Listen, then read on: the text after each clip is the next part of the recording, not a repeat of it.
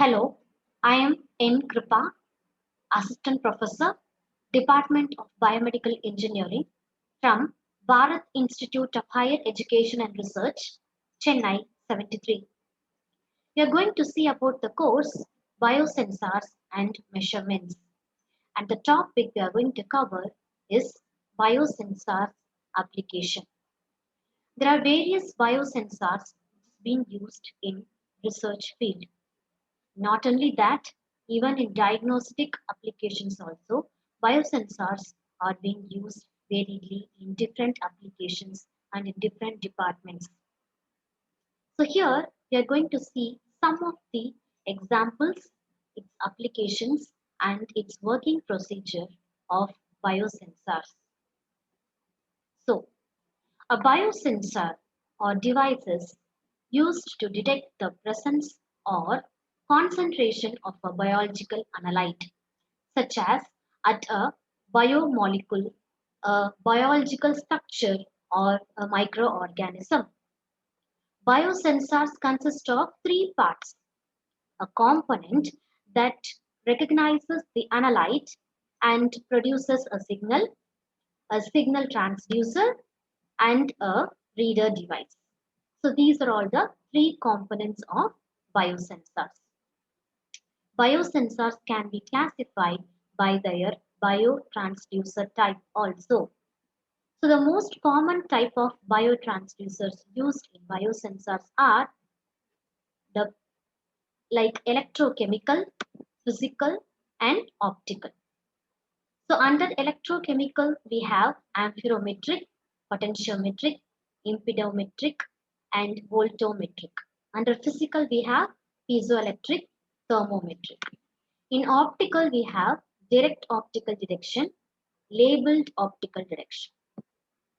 So a biosensor is an analytical device containing an immobilized biological material like enzyme, antibody, nucleic acid, hormone, organelle, all the whole cell, which can specifically interact with an analyte and produce physical, chemical, or electrical signals that can be measured. So, an analyte is a compound, example like glucose, urea, drug, pesticide, etc., whose concentration has to be measured. Biosensors basically involve the quantitative analysis of various substances by converting their biological actions into measurable signals. The great majority of biosensors have immobilized enzymes. The performance of these biosensors is mostly dependent on the specificity and sensitivity of the biological reaction, besides the stability of the enzyme. So, the general features of biosensors include two distinct components.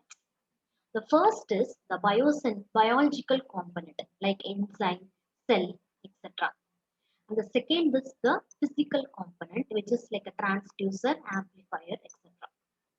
So the biological component requires and interacts with the analyte to produce a physical change, like a signal that can be detected by the transducer.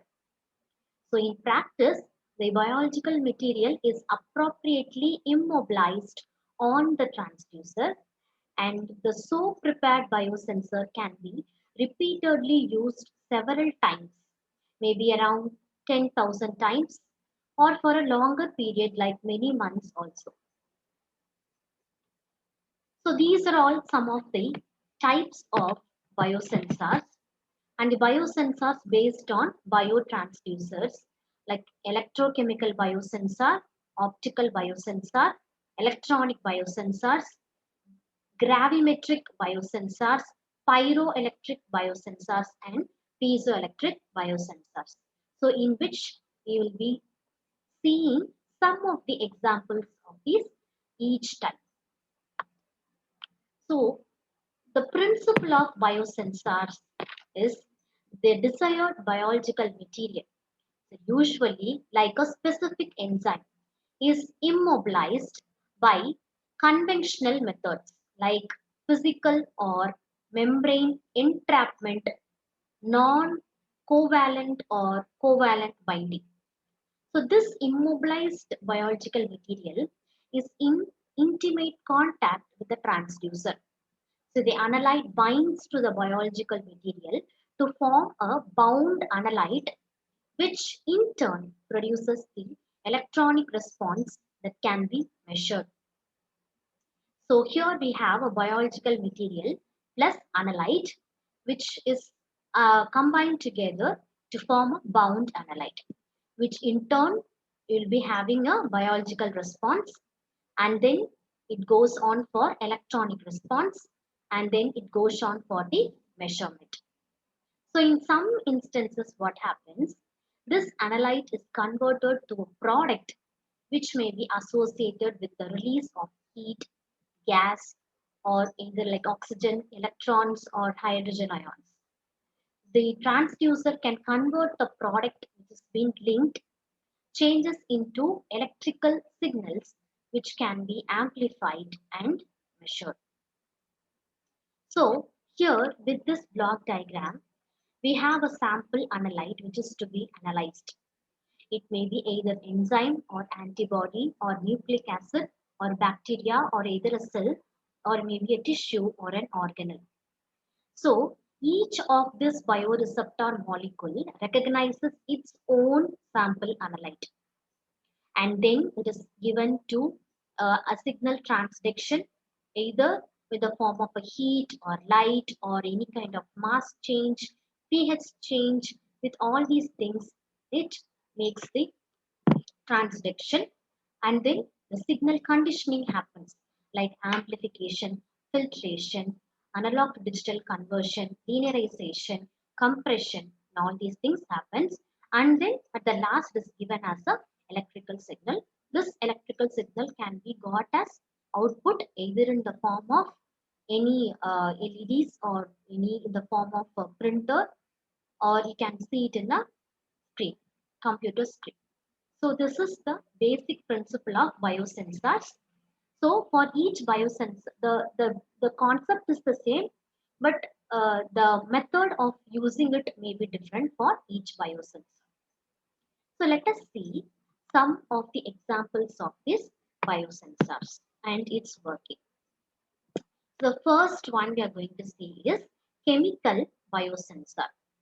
So the functional status of an organ is determined by measuring the chemical input and output analytes of the cells.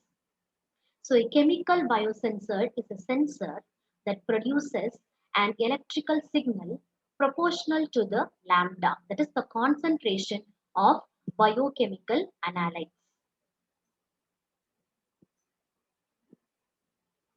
Now, under that, we can see ISFET. It is an example of chemical biosensor. So ISFET stands for Ion Sensitive Field Effect Transistor. ISFET is a field effect transistor used for measuring the concentration in solution. When the ion concentration, such as like H plus, like pH scale changes, then what happens? The current through the transistor will change accordingly. So here the solution is used as the gate electrode. So a voltage between the substrate and the oxide surface arises due to an ion sheath. So it is a special type of a MOSFET, that is a metal oxide semiconductor field effect transistor, and shares the same basic structure but with metal gate replaced by an ion sensitive membrane, electrolyte solution and reference electrode. It is invented around 1970s. The ISFET was the first biosensor FET, that is called BioFET in olden days. So you can see it is like it is a very micro sized measurement instrument. Now coming to the working principle of ISFET. So the schematic view of ISFET is being given here. It has the source and drain or the two electrodes used in FET system. So the electron flow takes place in a channel between the drain and the source. The gate potential controls the flow of the current between the two electrodes. So this ISFET has a source, a drain, a channel, a reference electrode, and an insulator. So here what happens, the surface hydrolysis of SiO2 groups the gate material varies in aqueous solution due to its pH value. Typical gate material are like SiO2, Si, Si3N4, Al2O3, Ta2O5.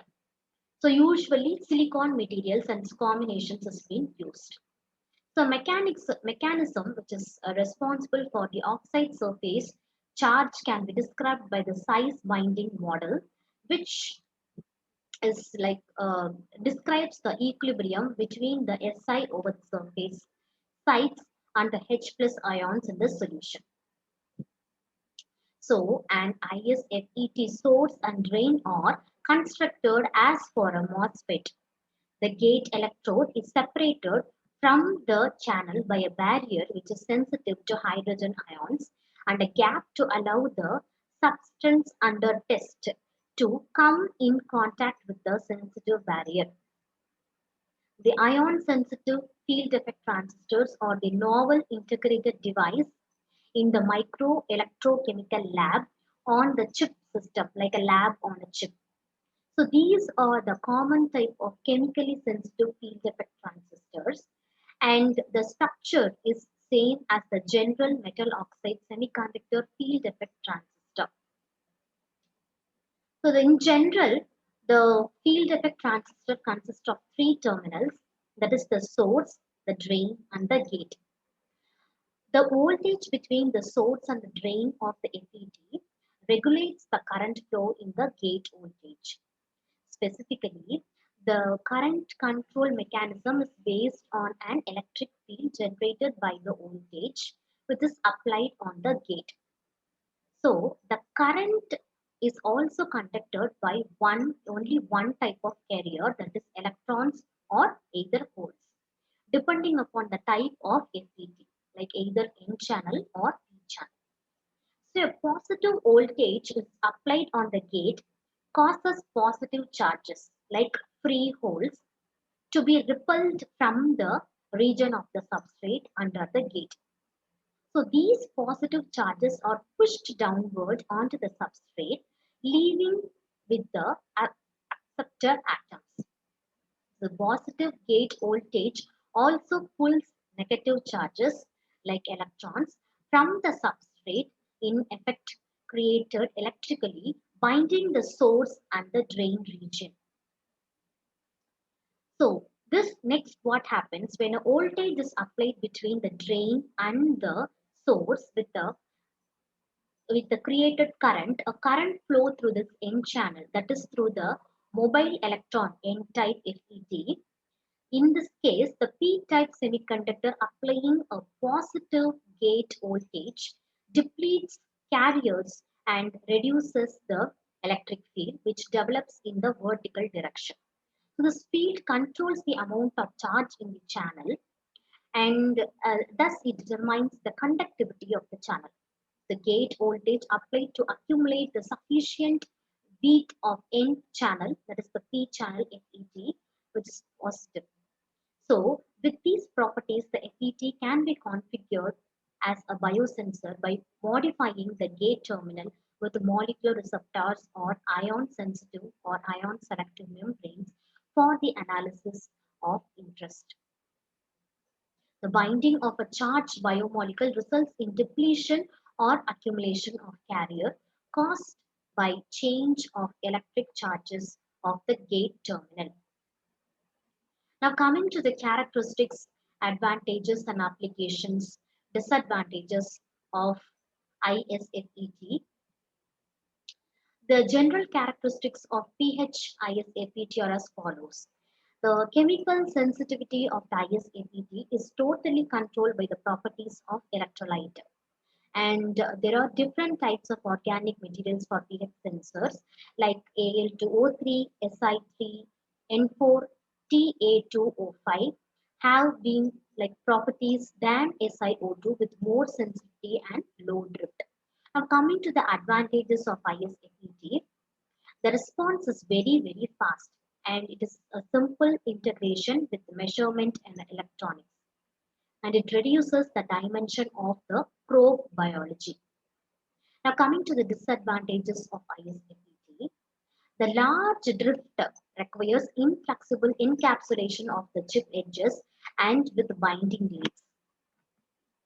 Even though the amplification properties of transistor of this device are very good looking for sensing chemicals, the liability of the insulating membrane to the ecological poisoning and subsequent transducer breakdown has prohibited the ISFET from gaining popularity in commercial markets. Now coming to the applications of ISFET sensors could be implemented in integrated circuits based on CMOS, that is complementary MOS technology. ISFET devices are widely used in biomedical applications such as the detection of DNA hybridization, biomarker detection from blood, antibody detection, glucose measurement, and pH sensing. The ISFET also the basis of the later like BioFET such as the DNA field effect transistor used in genetic technology. So these are all about ISFET. Now next we will be seeing about IMFET.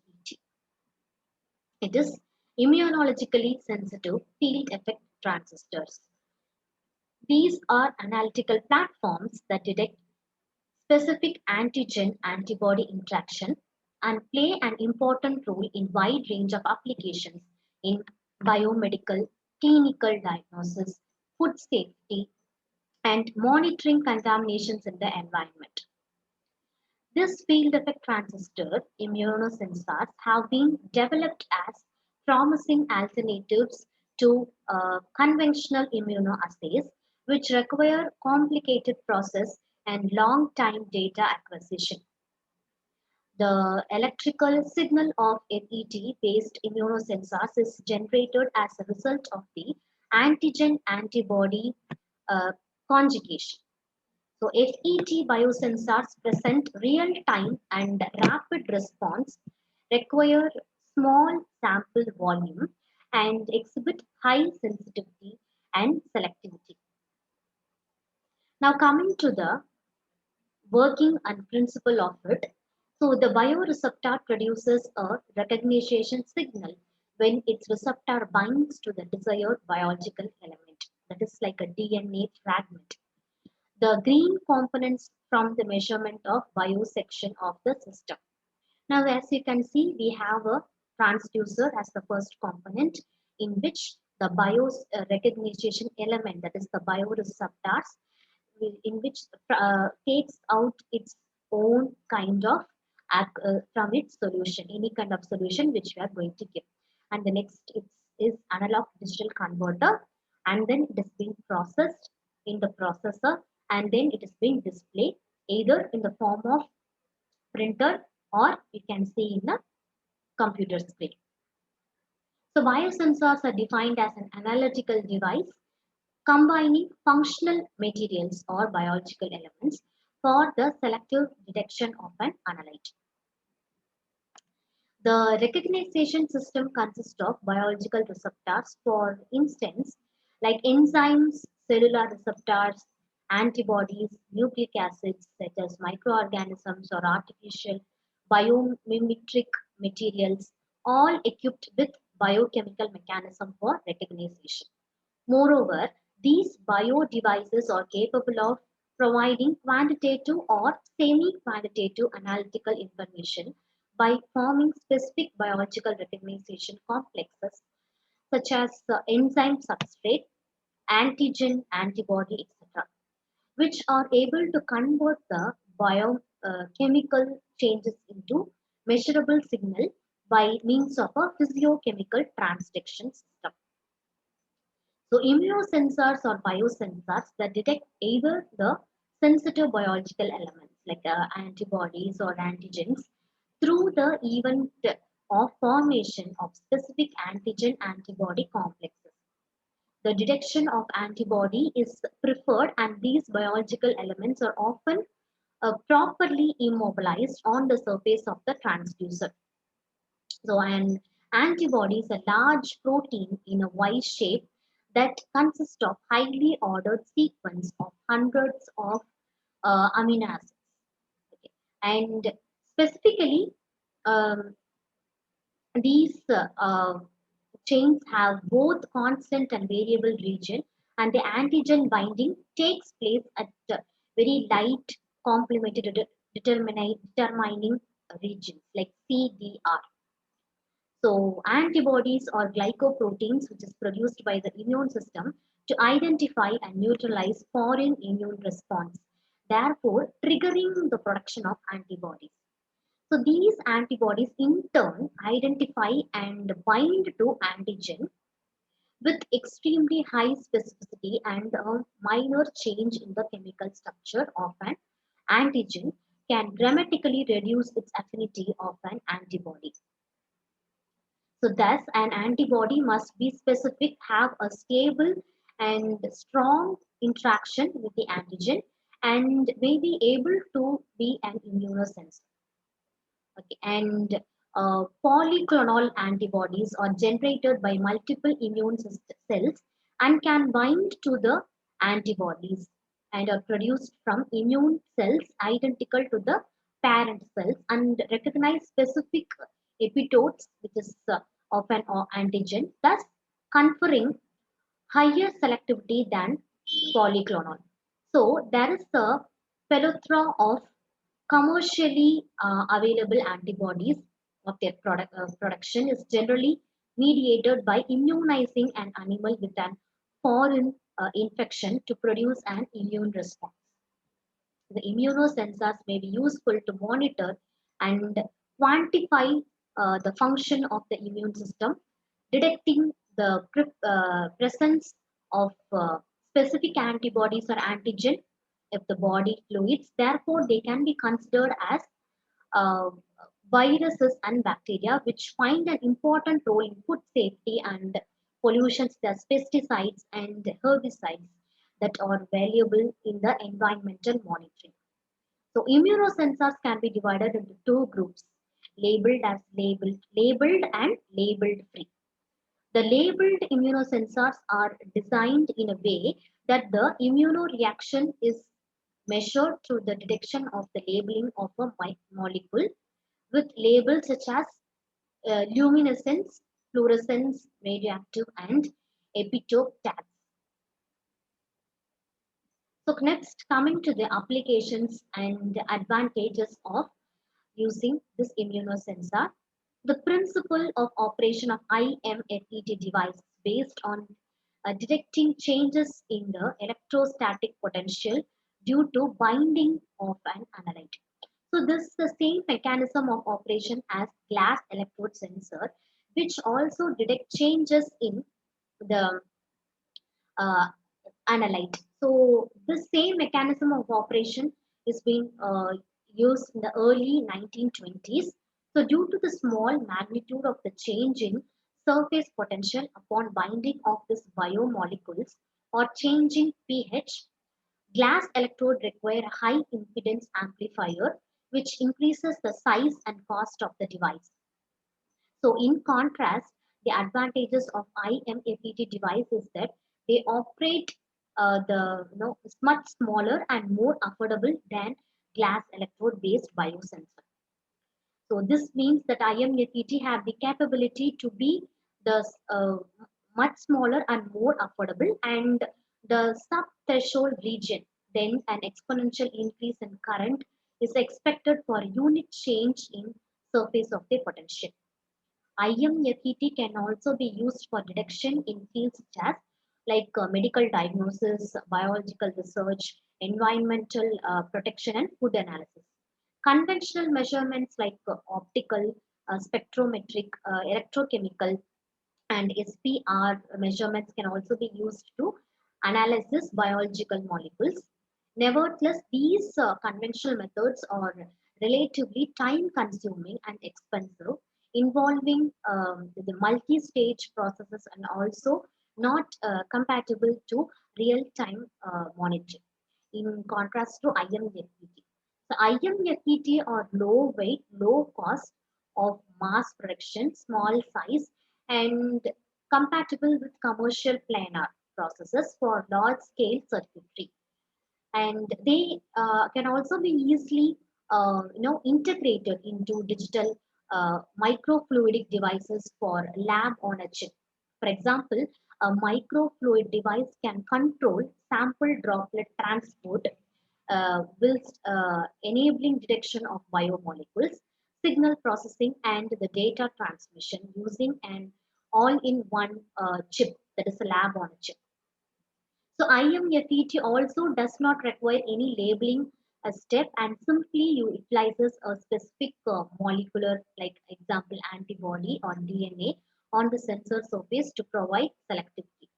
So some IMFET display fascinating electronic and optical properties. Like example, FET would be a glucose sensitive based on the modification of the gate surface of the ISFET with the SiO2 nanoparticles and the enzyme glucose oxide. This device shows obviously enhanced sensitivity and extended lifetime compared with and without SiO2 nanoparticles. So next is electrochemical sensors. Electrochemical sensors operate by reacting with the analyte and producing an electrical signal. So most of these electrochemical gas sensors are amperometric sensors generating a current that is linearly proportional to the gas concentration. So the principle behind this amperometric sensor is the measurement of the current potential gas concentration. So the principle is that its relationship in the electrochemical cell when equilibrium is not established. So the current is quantitatively related to the rate of the electrolytic process at the sensing electrode, also known as working electrode. Thus, potential commonly is kept constant using another electrolyte, so-called reference electrolyte. So here you can see the working of this electrochemical sensor, which has a electrolyte, a pin, a wire, a counter electrode, a reference electrode, sensing electrode, hydrophobic membrane, a ring cell, filter, capillary, and anti-condensation membrane. So now coming to the working of this electrochemical sensor. So to put things simply, this sensor type works by means of gas diffusion. Gas finds its way into the outlet of the membrane on top of the sensor housing, and once the gas reaches the working electrode, an electrochemical reaction occurs. The reaction is either an oxidation or a reduction depending upon the type of gas. Like for example, carbon monoxide gets oxidized into carbon dioxide and oxygen gets reduced to water. This reaction is either an oxidation or reduction depending upon the type of gas. So oxidation causes the flow of electron to move from the working electrode to the counter electrode through the external circuit. So reduction adversely causes the flow of electrons to move from the counter electrode to the working electrode. Either direction of the electron flow creates an electric current proportional to the concentration of the gas. So the target gas molecule that comes in contact with the sensor first passes an anti-condensation membrane, which serves also as a protection against dust. So then the gas molecule diffuses through the capillary and potentially through the subsequent filter and then through the hydrophobic membrane to reach the surface structure of the sensing element or electrode. So there are molecules are immediately oxidized or reduced on active catalytic sites, consequently producing or consuming electrons and thus generating an electric current. So it is important to note that with this approach, the amount of gas molecules entering the sensor is limited and by the diffusion to the capillaries. By optimizing the pathway in accordance with the desired measurement range, an accurate electrical signal is being obtained. So the design of the sensing electrode is crucial in order to both achieve a high reactivity towards the target gas and to inhibit undesired response to interfering gases. So it basically involves a system of three phases like solid, liquid, and gaseous, and all are involved in the chemical recognition of the analyte gas. The electrochemical cell is completed by the so-called counter electrode, which balances the reaction at the sensing electrode. The ionic current between the counter and the sensing electrode is transported by the electrolyte inside the sensory body, where the current path is provided through wires which is being transmitted with pin connectors. And this commonly a third electrode included in an electrochemical sensor, the so-called reference electrode, serves as to maintain the potential of the sensing electrode at a fixed value. So for this purpose and generally for the operation of an electrochemical sensor, a potentiostatic circuit is needed. Now coming to the applications of these electrochemical sensors is make use of minimal power for their operation. In fact, the power consumption of this sensor is the lowest of all the gas monitoring sensors. For this reason, these electrochemical sensors are widely used in confined space applications such as monitoring indoor air quality and gas leaks with portable instruments consisting of multiple sensors. So, in this, we have seen about the specifically about the chemical sensors and its types and the basics of biosensors and its applications. Thank you.